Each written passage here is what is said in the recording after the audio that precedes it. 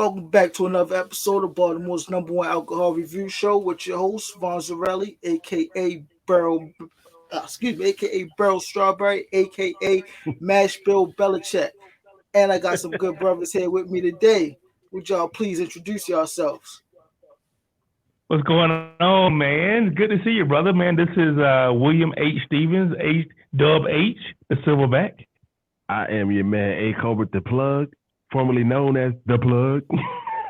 And I am your man, D. Joyce, the People's Choice. What's the deal, fam? And these are the gentlemen from, you might have heard me talk about it before, the Black and Brown podcast. You can find that on all your local DSPs, wherever you find your podcast. Search Black and Brown podcast. You can listen to these brothers. They got a podcast. They talk about bourbon, basically. So just want to ask them a few questions.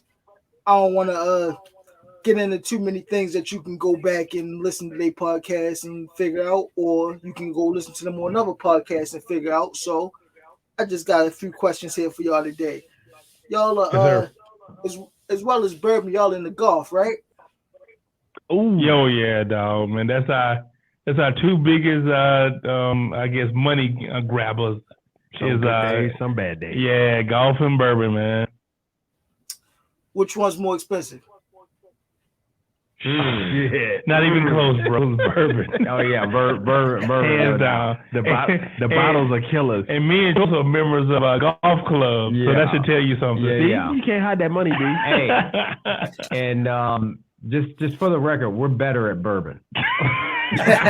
No lies. No lies. 100% facts. All right, so I'm not too versed in golf. All I know is from playing Tiger Woods, on a video game. So if you would compare bourbon to golf clubs, like give me something that you would consider like your driver, something that's it's only going to take that one shot for you to get where you need to be, something for your short game, where you can take a couple shots of it, a couple hits, and you can stay on the green, and something for the mid game. I like it, man. I like it. Hey, man, so my driver, man, is definitely going to be Stag Jr., man. Oh, really? One hitter quitter. Really? Yeah, fact. Something high proof, man. A lot of flavor. Hopefully I can get in the fairway. That's my one hitter quitter. That's a good one. My driver is going to be Weller Antique 107. And you know what? Why you your driver, dog? Because that's what I do. But honestly, it's because that Weller Antique 107 is always consistent. Like I've never had a bad one. And when you hit your driver, right? Your driver's the hardest bag in your club hardest club in your bag to hit. You need something you can hit consistently well, and that's going to be Weller Antique 107 for me. Good choice. Yeah, I'm going a different direction. Putnam Rye 127. You can only get it up the way. New England. Going back to New England. Boston Harbor Distillery. Yeah. It's online. Get your game up. Get your credit card ready. You think you can get it there? He want to move back. Nah, yeah. He leaving us again. Bro, look, pure facts. Right now, it's 70. Up there, it's snowing. Y'all do what y'all do.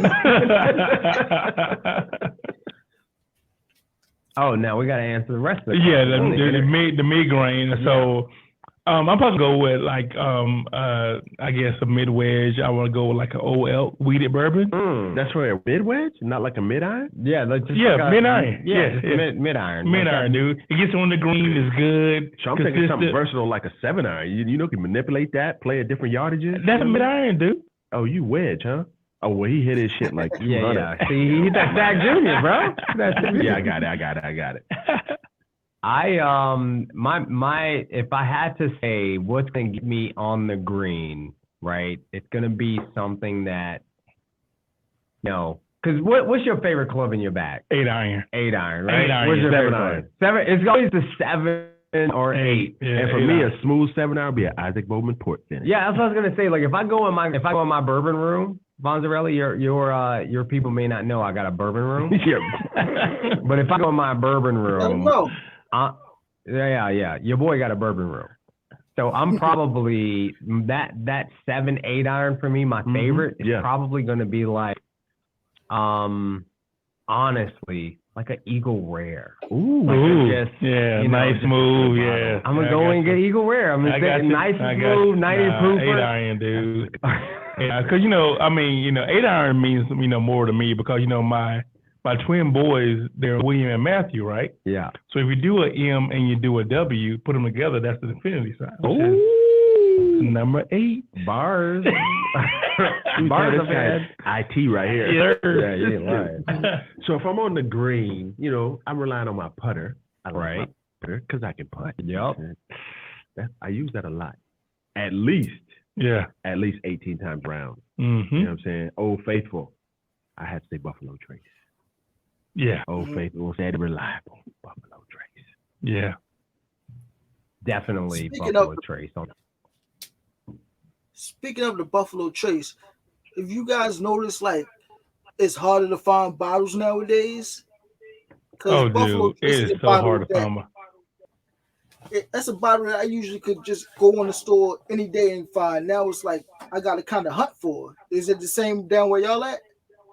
If I'm being honest, they can just say thank you. You know what I mean? Because Black and Brown put them on. You know what I'm saying? We increased the price of the brick. No, it's tough, man. It's tough to find just regular good allocated bottles anymore. You're right, because when I first started drinking bourbon, Buffalo Trace Eagle Rare was one of those bourbons I can go in and I can find on the ready. But now you can't find them, and then when you do find them, people. I mean, the prices are outrageous, and it's just crazy, man. I mean, in North Carolina, the bourbon hunting is absolutely the Walking Dead, right? Garbage. Yeah. I mean, it's just scary. That is one thing I do not like. What? The hunting. The hunting in North Carolina is not good. I mean, it's good that we have friends in other areas, right? That can hunt for us, and maybe can work out a trade or whatever. But hunting in North Carolina is not very good right now. Terrible. BodyMore, how is it up your way right now? It's stores that I know I can go into and I can find different bottles, but if I'm looking for something like a specific, like a Buffalo Trace, it's kind of hard to find. And then when I do find it, it's going to be about maybe $70 for a bottle. Wow, which is crazy. Because that's their bottom shelf beauty, basically. Right, dude. I mean, because OC Bottle Shop has that Buffalo Trace for $20 right now. That's ridiculous. $20. That's ridiculous. Yeah, pay $100. But it's in a bundle. No shipping. And it's probably in a bundle. No. They say straight up. No, straight up. George Jefferson. Yeah, he get in. He get in. Yeah, hustle man. Hustle, dude. I'm telling you. And another quick question. I watched y'all on 13 Ghost TV. Y'all did an interview with two brothers on there a while ago, maybe like last year sometime. Oh, yeah, dude. That was fun. That was fun with John and his brother. Oh, right. Yeah. Yep. And somebody, I think it might have been a Silverback, I'm not too sure. I watched it a while ago. He said something about what's now known as Von Golston, putting the Ice Cube in the Stag Jr. Is that still normal? Do you still do that? Or have you moved on? Oh, yeah, dude. Nah, dude. So for me, man, anything that our people in your studio now, the Woodinville and Chill, that's Von Go certified. So so it's certified, dude. So like for me, man, if I don't enjoy a bourbon, regardless of what it is, whatever proof it is, if I don't enjoy it, I put a cube in, maybe some water.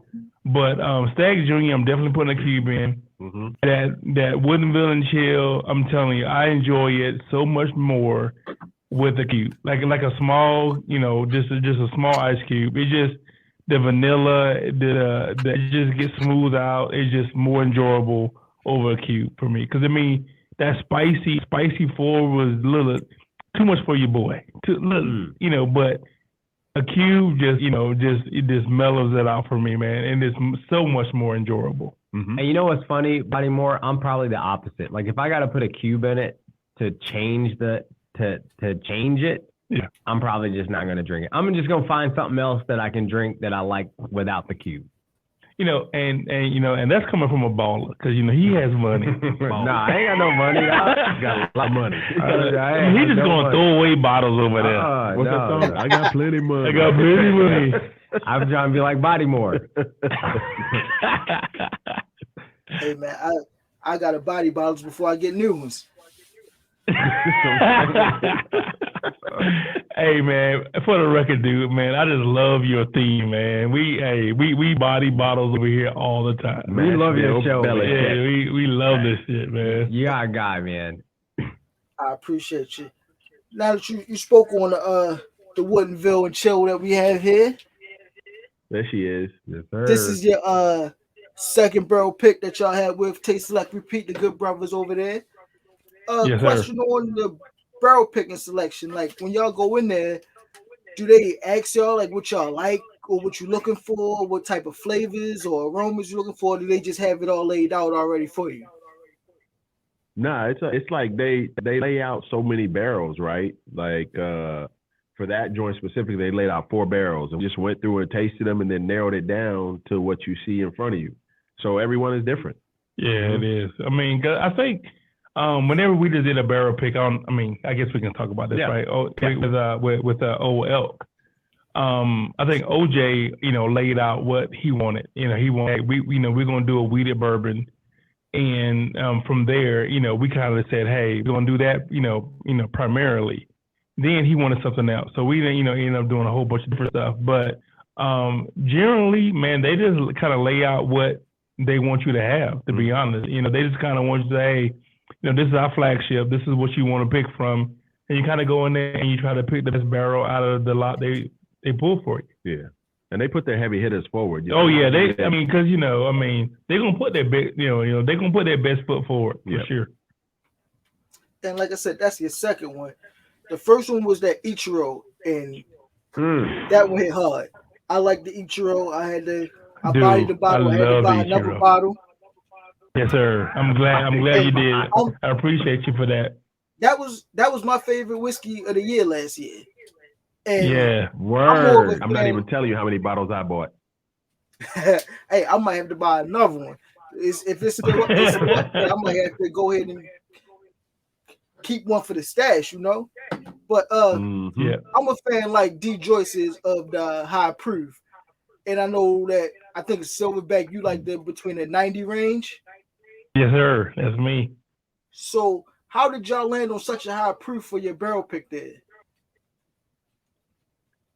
I don't know that was necessarily intentional. No, it wasn't. But I do think that anytime you go into a distillery to pick a barrel, you probably will land on a higher proof bourbon because it's you getting your money's worth. Yeah. You know what I'm saying? So I don't know that was necessarily intentional, but I do think that, either the distillery or for us, we felt like that was the most bang for the buck. Yeah. And in the Bainbridge pick, that 133.1 proof didn't drink like that to me. No. That organic white wheat was soft on your palate. Yeah. Because I could only enjoy it neat, to be honest. And I gave it to a friend of mine recently, and he was like, I can't believe this is 103.1 proof. He was like, man, this drinks so much, lower than that. And I said, yeah, man. He said, man, this is.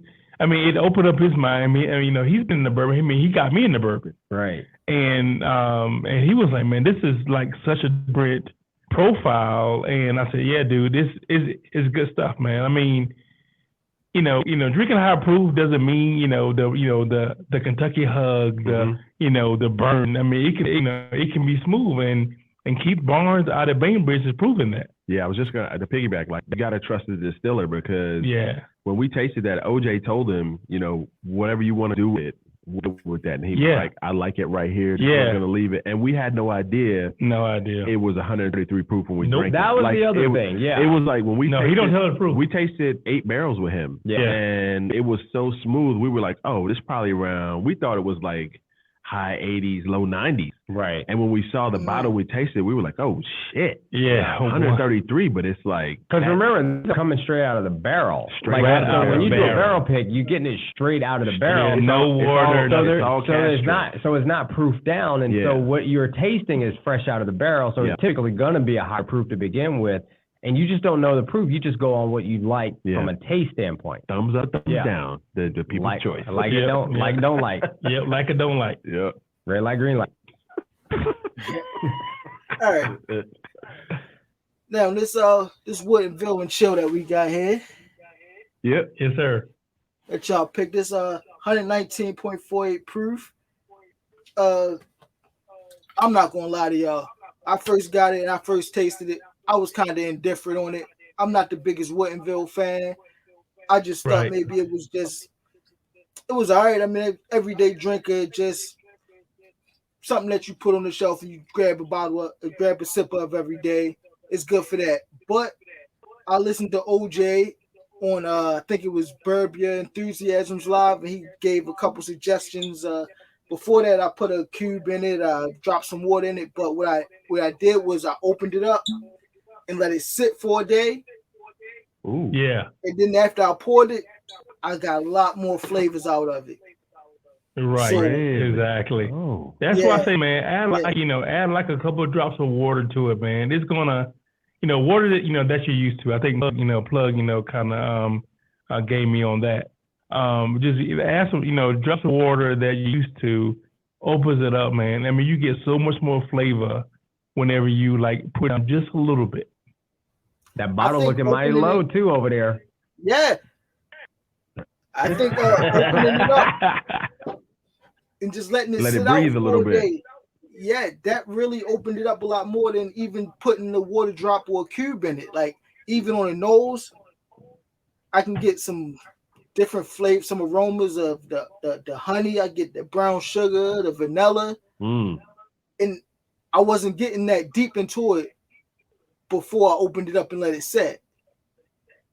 And after I did so, I like it much more. Just see what it does. Yeah. Even if you just pour a Glen of it and just sit the Glen out for a day, and then come back, or even a couple hours, and you come back, it's a lot more complex. And that's a tip that I would like to pass on to my viewers. Even on the flavor, I just got the plain bourbon flavor before, but now when I get a sip of it, I get spice, I get honey, I get the vanilla, a lot of that coming through. The finish is nice. I like the finish. And beforehand, I probably would have gave it a 2.75, maybe a 3. Now I give it a good 3.5. There we go. Okay. Nice. 3.5. We'll take it. I like it. So what did you get at Ichi though, for comparison purposes? 4.8. Oh yeah. But what you get on the ear though? I didn't the ear of the what? The Ichi or the Woodinville? The Ichi. The Ichi and then the Woodinville and Chill. What you get on the ear on them joints? I don't know yet. I drink them and I have too many drinks afterwards, so that's what's I don't up. even know. I had to come back to it, but that's a question that I wanted to ask y'all. How did y'all come up with that on the air? Yeah, so we got that from one of our listeners, right? I think Delvin tells the story better. Yeah, we actually had started posting on the Instagram, what are you hearing in your glass tonight? It was that was us saying, what are you getting on the ear, without the concept of on the ear at that time. And one of our listeners responded to our story and said, she was getting, I can't remember what song it was. And then she was like, #bourbon sounds like, and we were like, yo, that's dope. We taking that. And then, so we just turned that #bourbon sounds like into on the ear. Yeah. And it just went there. But it's really an excuse for us to talk about music on the show. Right. Because we love music. We love music. Specifically rap music. Yeah, right. That's right. Hip hop. All right. I like it's about to be our time, but before, I'd be remiss if I didn't mention this because today is the birthday of Biggie. So y'all got the 10 crack commandments. y'all made the 10 crack commandments, not 10 crack commandments, but the 10 whiskey commandments, and I just gotta applaud y'all for doing so. Y'all, if y'all don't know what that is, make sure y'all go back to Black and Brown Podcast. Go find those. Man, that was a beautiful idea. Y'all laid it out. Y'all executed it perfectly. And hopefully, maybe in the future, we can see some more commandments come out of that. Oh yeah, yeah.